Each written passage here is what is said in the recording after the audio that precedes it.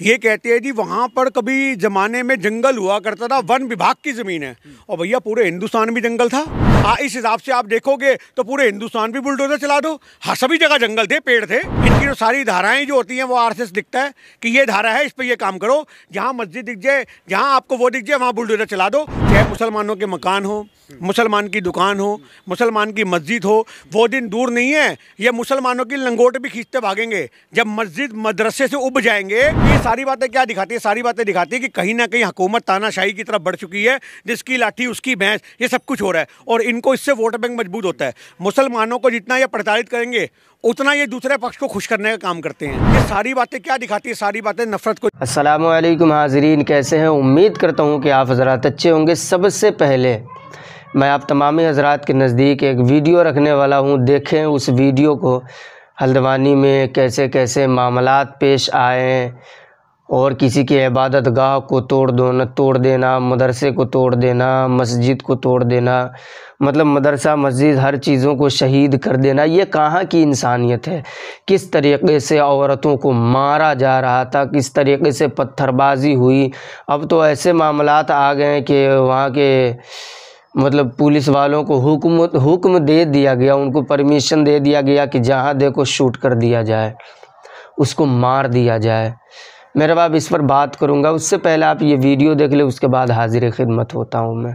बातचीत करने के लिए गिन्नी सहनी जी मौजूद हैं। बड़ी बेबाकी से मीडिया में अपनी बात को रखते हैं। जिस तरीके से हल्द्वानी से कल रात से ही खबर निकल के आ रही है कि वहाँ मदरसे को, मस्जिदों को जो है बुलडोज किया जाता है, बुलडोज़र से ढा दिया जाता है। पुष्कर धामी का कानून आता है कि ये जो है मदरसे है, जो मस्जिद है, वो सही ज़मीन पे नहीं है, अतिक्रमण है, और इसको बता के बुलडोज़ किया जाता है। तो स्थानीय लोग विरोध करते हैं और उस पर लाठीचार्ज होती है। कई तस्वीरें आ रही है जहां पुलिस जो है महिलाओं को मार रही है, इस तरह की तस्वीरें आ रही है। और उसके बाद पुष्कर सिंह धामी जो वहाँ के मुख्यमंत्री है, वो शूट एंड साइट का ऑर्डर देते हैं कि जो दिखे विरोध करते हुए उसे गोली मार दो सीधा। तो क्या कहेंगे? अभी दिल्ली में 600 साल पुरानी मस्जिद को जो है वो बुलडोज़र से चला दिया गया, और अभी हल्द्वानी से खबर आ रही है। देखिए, सबसे बड़ी बात आपने दिल्ली की पूछी, तो मैं आपको बता दूं, ये कहते हैं जी वहां पर कभी जमाने में जंगल हुआ करता था, वन विभाग की जमीन है। और भैया पूरे हिंदुस्तान में जंगल था। जहां हम खड़े हैं अभी, यहाँ पे भी जंगल था। वो तो पेड़ कटे हैं, प्लॉट कटे हैं, तो लोग आके बसे हैं। इस हिसाब से आप देखोगे तो पूरे हिंदुस्तान भी बुलडोजर चला दो। हाँ, सभी जगह जंगल थे, पेड़ थे। तो ये जो एक एक्सक्यूज़ दिए जा रहे हैं, ये समझ नहीं आते। आप देखो, कभी तो एक्सक्यूज़ दिए थे ये मंदिर तोड़ करके मस्जिद बनी है, चलो हमने उस एक्सक्यूज़ को एक्सेप्ट कर लिया। आपने बोला धार्मिक मामला था, हमने बहस नहीं करी क्योंकि दूसरे पक्ष का भी धर्म जुड़ा था। पर आप अब जंगल बता दोगे, अब आप अतिक्रमण बता दोगे, मतलब तुम्हारे पास हर चीज़ का जवाब है। मतलब कहीं बोलोगे आप यहाँ जी मंदिर हुआ करता था किसी जमाने में तो मस्जिद बन गई, आदमी चुप्पी साध लेगा, धर्म का विरोध नहीं करेगा, हमारे ऐसा आदमी चुप हो जाएगा, चलो कोई बात नहीं। अब वो फैसला खत्म हुआ, उसके बाद तुमने एक फैसला शुरू कर दिया कि यहाँ पे जंगल था। तुमने रजिया सुल्तान के ज़माने की दिल्ली में महरौली में बुलडोज कर दी पूरी की पूरी मस्जिद, और पूरी की पूरी आपने वहाँ पर मदरसा भी तोड़ दिया, और वहाँ के इमाम साहब को भी आपने एक नज़रबंद कर दिया, फ़ोन करने की परमिशन तक नहीं दी। अतिक्रमण बताया जा रहा है। मैं कहता रहा हूँ वो चीज़ तो वहाँ आपकी दिल्ली 100 साल से अतिक्रमण था।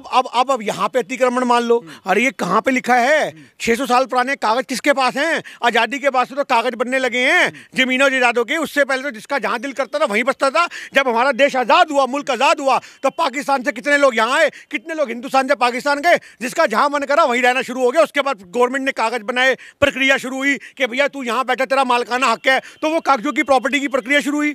आप मालिकाना हक जो आज की डेट में कह रहे हो, तो वो कैसे साबित करेगा कोई इंसान? तो आप वो भी 200 साल 400 साल। अब आपने हल्द्वानी में क्या किया? आपने हल्द्वानी के अंदर बुलडोजर चला दिया, वहाँ के लोगों को, औरतों को लाठियाँ मार रहे हो। अरे एक छोटी सी बात है कि अगर मैं आपको चूंटी मार दूं तो क्या आपको चीखने का भी हक नहीं होगा? मतलब आज हम आपको मारे भी, आपको पीटे भी, आपकी मस्जिद को गिराएं, आपके मदरसे को गिराएं, और आप अपनी आवाज़ बुलंद करो तो सवाल जायज़ मानते हैं? आवाज़ विरोध तो लोकतंत्र देता है जी। जायज़ मैं क्या मानता हूँ?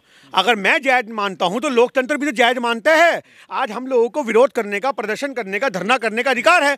आज सिंह धामी को ये नहीं पता कानून? उनको कहाँ पता है? इन्हें संविधान तो पता है, इनको संविधान का पता है, इनको तो हिंदू राष्ट्र की विचारधारा पता है। इनको संघ में ये थोड़ा ना सिखाया जाता कि संविधान के कौन से अनुच्छेद में क्या बताया गया है, कौन सी धारा संविधान की क्या कहती है। इनकी जो सारी धाराएं जो होती हैं वो आरएसएस दिखता है कि ये धारा है, इस पर ये काम करो, जहाँ मस्जिद दिख जाए, जहाँ आपको वो दिख जाए, वहाँ बुलडोजर चला दो।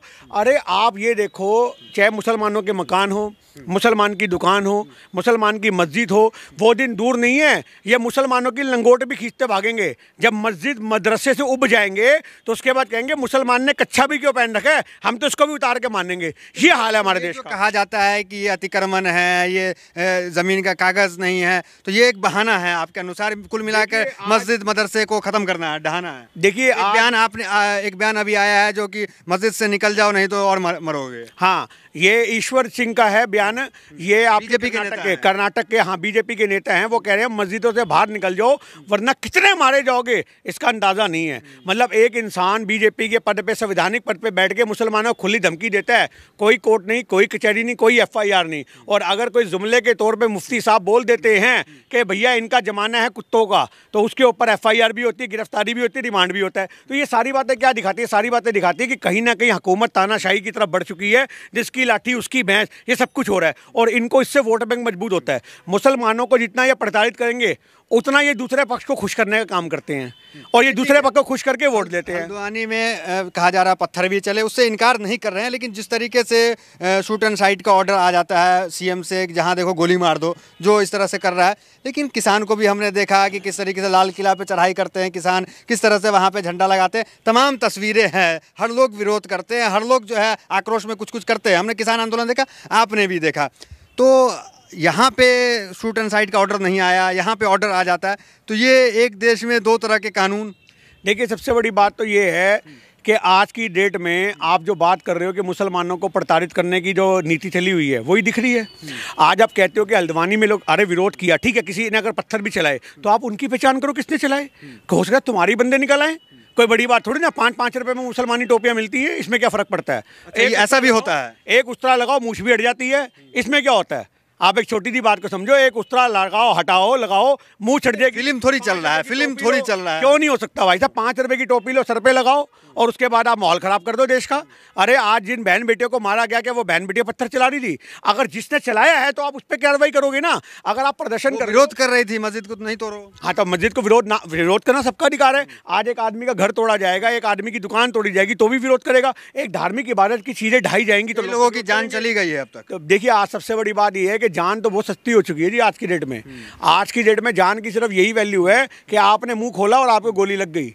आज देश का कानून जो है वो तानाशाही से चल रहा है, देश का कानून लोकतंत्र से नहीं चल रहा। उसी को बचाने के लिए हम लोग आवाज़ उठाते हैं। पर आज हम लोगों को बताया था ये तो मुसलमान है, इसका DNA करवाओ। हमें सरदार जी आपको खतना हो रखा है, आगे चेक कर लो क्या हो रखा है क्या नहीं हो रखा। तो आज की डेट में ये सारी बातें क्या हैं? ये सारी बातें दिखाती हैं कि इन्होंने कुछ बंदे छोड़ रखे हैं कि जो इनका साथ देने की मुसलमानों की कोशिश करेगा उसको इतना नीचता भरे टिप्पणियाँ की जाएंगी उसके इंटरव्यू में, उसकी डिबेट में, उसके जो भाषण होंगे। आपके कमेंट्स में इस तरह के आपके इंटरव्यू मेरे कमेंट में आते हैं। आप मेरी प्रोफाइल पे यूट्यूब पे जाओ, आप मेरी प्रोफाइल इंस्टाग्राम पे जाओ, मेरी फेसबुक पे जाओ, गिन्नी सानी आप सर्च कर लेना। उसमें लोग बोलते हैं कि सरदार जी खतना करा लिया, इसका तो DNA खराब है। ये तो अपने क्यों बोलते हैं? आप समर्थन करते हैं इसलिए? क्योंकि हम समर्थन करते हैं, हम देश का समर्थन करते हैं।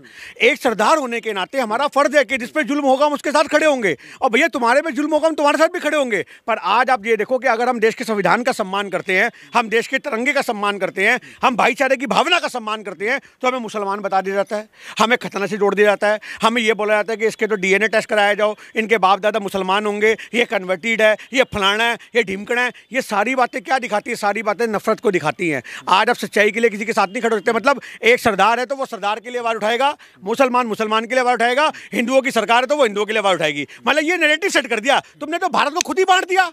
तुम हमारी बात करते, तुमने तो खुद भारत को बांट दिया कि सरदार मुसलमान की आवाज़ नहीं उठा सकता, सरदार हिंदू की आवाज़ नहीं उठा सकता। अगर वो उठाएगा तो वो भैया कन्वर्टेड है, वो दोगला है, वो फलाना है, वो ढिमकाना है। मतलब आज एक इंसान ये सोचे कि मैं मुसलमान हूं तो मैं ही मुसलमानों का भला करूंगा, मैं सरदार हूं तो मैं ही सरदारों का भला करूंगा। ये सोच क्या दिखाती है? ये सोच उनकी है जो सोचते कि हिंदू है तो हिंदुओं का ही भला करेगा। सबसे ज़्यादा तुम्हारी मार रहा है वो। ये चीज़ लोगों को समझनी पड़ेगी। ये बड़ी बात कह रहे हैं आप। उनकी क्या, उनकी तो सरकार है, हिंदुत्व वाली सरकार है। हिंदुत्व वाली सरकार, अरे जितना हिंदुओं का बेड़ा गर्क हुआ, 80 करोड़ हिंदू आज की डेट में राशन की लाइन में खड़े होते हैं तो कल तक अपना मेहनताना कमाते थे। तुमने लोगों का रोजगार छीन लिया, पता नहीं लगा। आज कोरोना काल में हिंदुओं को मुसलमान समझ के दफना दिया गया। कहाँ गया तुम्हारा कानून? कहाँ गई तुम्हारी संस्कृति? कहाँ गई तुम्हारी विचारधाराएं? तुम गंगा किनारे गाड़ दिए गए वहां पे। सोचो इस बात को, मुसलमान दफनाए जाते हैं, हिंदुओं को दफना दिए सरकारों ने। आप क्या करोगे? शमशानों में टोकन मार दिए, क्या करोगे? फूकने की जगह नहीं दी, क्या करोगे? मतलब आज की डेट में सबसे ज़्यादा प्रताड़ित अगर कोई हो रहा है। अच्छा एक बात बताओ, क्या आदिवासी हिंदू नहीं है? आप मुझे बताओ, आदिवासी हिंदू है, दलित हिंदू नहीं है ना दलित? पर तुमने दलितों को इतना प्रताड़ित कर दिया कि वो खुद को हिंदू नहीं मानते, वो देवी देवताओं की। मेरे बाबू, आपने वीडियो को देख लिया।